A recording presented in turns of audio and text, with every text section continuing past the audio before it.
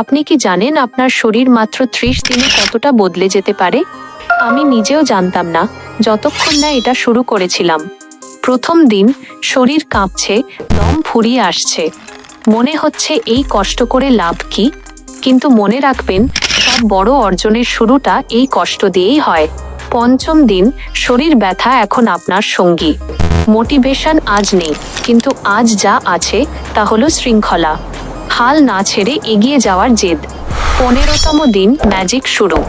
শরীর আর হাঁপিয়ে যায় না, বরং আরও কাজ করার ক্ষুধা বাড়ছে। আপনার মেটাবলিজম এখন টপ গিয়ারে। 20 দিন পার, এবার আয়নার সামনে দাঁড়ান। আপনার শরীরের কাটছাঁট আর উজ্জ্বল ত্বক বলে দিচ্ছে ভেতর থেকে আপনি বদলে গেছেন।